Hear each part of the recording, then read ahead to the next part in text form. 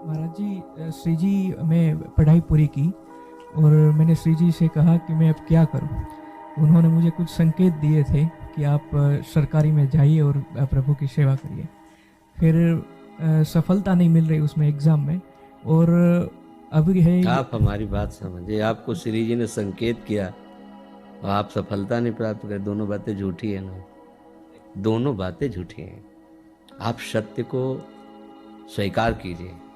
श्री जी के संकेत को आप जानने लगे। आप श्री जी के संकेत तो तभी जब आप उनकी मन की बात जान ले ना, तो आप कितने बड़े सिद्ध हो गए। और फिर सफलता किसकी चाहते हो? प्रकृति जन्य की।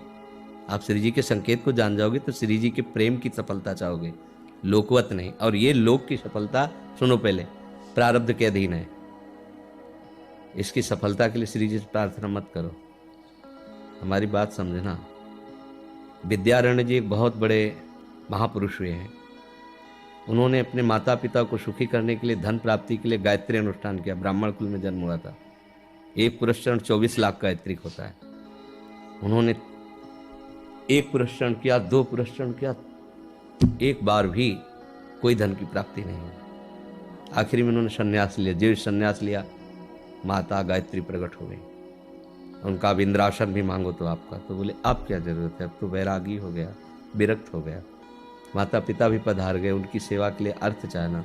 23 पुरस्चरण किए, तो आप तब नहीं आई। तो उनका तुम्हारे अनंत जन्मों में ऐसे 24 महापाप थे जिनके कारण मैं नहीं आ पा रही थी। अब वो 23 पुराण से चरण से नष्ट हुए, पुरस्चरण से, और 24वां तुमने संन्यास लिया।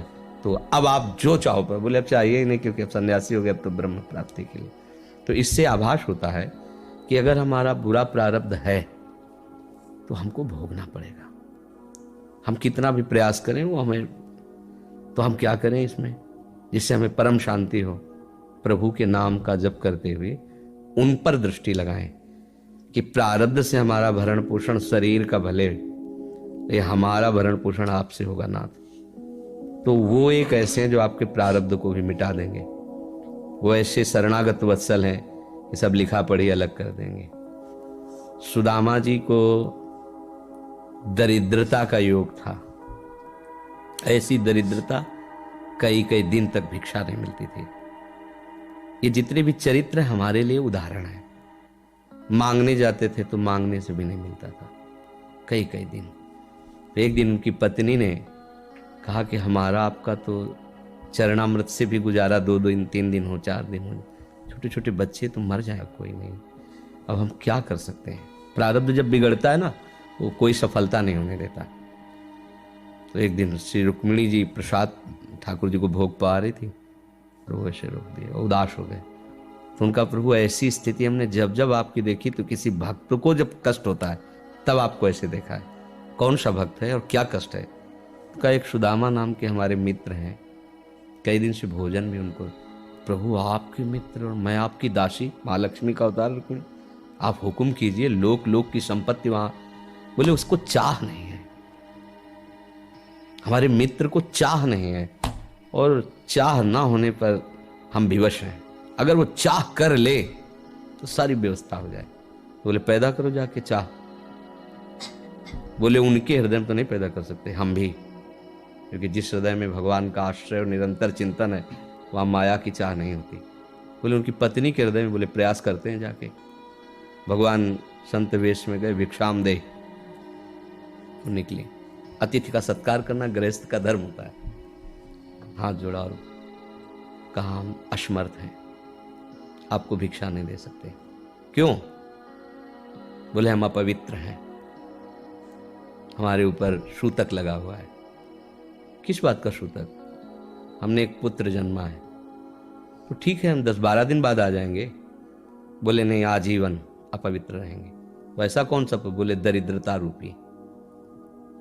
विद्वान की पत्नी है, तो ऐसे उनका दरिद्रता रूपी पुत्र का जन्म, अर्थात सीधे ये कि मैं नहीं दे सकती या देने योग्य नहीं, ऐसा न कहे। उनका मैं अपवित्र हूं। उनका दरिद्र कैसे हो सकती हो? जिनके पति के मित्र द्वारिकाधीश भगवान श्री कृष्ण है, वो दरिद्र कैसे हो सकता है? एक बार कहो ना अपने पति से। चले गए। जो सुदामा जी आए तो उन्होंने कहा कि देखो आज एक अतिथि आए थे, उनको मैं कुछ नहीं दे पाई, मुझे बहुत कष्ट है। कि मेरे पुत्र और आए हुए अतिथि का भी हम स्वागत नहीं कर सकते, उनका भरण आपके मित्र द्वारिकाधीश प्रभु श्री कृष्ण।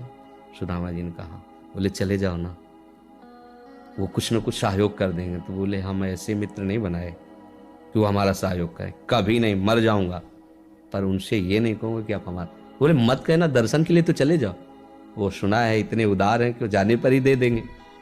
सुदामा ने कहा दर्शन के लिए तो जा सकते हैं, बहुत दिन हो गए, ठीक है, पर मित्र के पास जाए तो कुछ लेके जाना चाहिए, मेरे पास तो कुछ नहीं है।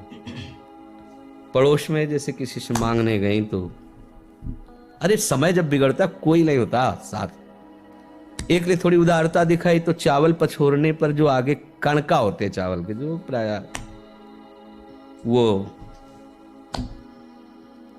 लिए सुदामा जी ने कहा हमारे प्रभु भाव के भूखे, कुछ ले जाएंगे, खाली हाथ तो नहीं है। पोट्री में सारांश में बता रहे हैं, द्वारपालों ने देखा कि हड्डी हड्डी शरीर में कई जगह से फटे वस्त्र, बेवाई फटी हुई, तो दिखाई दे रहा था दरिद्रता की मूर्ति है। तो उनका किससे मिलना है तुमको? तो उनका श्री कृष्ण से। बोले संभाल के बोलो, क्योंकि पार्षद है, अनंत कोट ब्रह्मांडों के नायक प्रभु के ऐसे बोलते कोई श्री कृष्ण कोई ऐसे गली आए। उनका जाके तो तुम बोलो ना, श्री कृष्ण से जाके कह दो कि एक सुदामा नाम के ब्राह्मण आए हुए। पार्षद है वो, प्रभु बड़ा अजीब आदमी है, आपका नाम बिना किसी सभ्यता के ले रहा है। वो कह रहा श्री कृष्ण से कह सुदामा, कूद पड़े, भगवान दौड़े। वो पार्षद वो सब की ब्रह्मा जी शंकर जी आते हैं तो वहां खड़े रहते हैं घंटों, भगवान ऐसे भागे। सुदामा जी को पता था ना, हमारे रुक्मिणी जी के महल में रुक्मिणी जी के पलंग पर बैठाते हैं, स्वयं चरण पखारते हैं सब। अब ये वैभव, क्या हालचाल है, कैसे हो प्रभु? आप सब जानते हो, आपकी बड़ी कृपा है। तो ब्याह हो गया, हाँ ब्याह भी हो गए, बच्चे भी हो गए। हमारे पास आए तो कुछ तो लाए ही हो गए। और वो सड़े से कपड़े में चावल, कैसी बड़ी बड़ी वो वैभव, महारानियां सब भगवान का। चुप ऐसे बोले, देखो फिर चुप कर रहे हो, हमारे हिस्से की चोरी पहले की थी और फिर चुप कर रहे हो। और उन्हें हिम्मत नहीं पड़ रही थी, इतने महामहिम प्रभु को कैसे हो तंदुर। भगवान ने ऐसे छीला, ओहो आज तक मुझे ऐसा स्वाद नहीं मिला। भगवान बड़ाई कर रहे, देखो रुक्मिणी जी की आंखों में आंसू आ गया, वो दृश्य। भगवान पकड़ लिया हाथ, बस प्रभु हम आपके सिवा नहीं रह सकती। और भगवान तो सुदामा जी का स्वागत समान, अच्छे कपड़े पहनाए। जब चलने लगे ना तो भगवान की तरफ वो देखते, मतलब कामना नहीं पर कि देखा पत्नी कह रही थी जाओगे कुछ न कुछ, चले प्रभु, हाँ ठीक, इधर से ऐसे चले जाना, हाथ भी खाली। प्रभु ने कहा देखो ये कपड़े जो है ना महंगे हैं, रास्ते में तुम्हें चोर बदमाश, तुम अपनी पोशाक पहन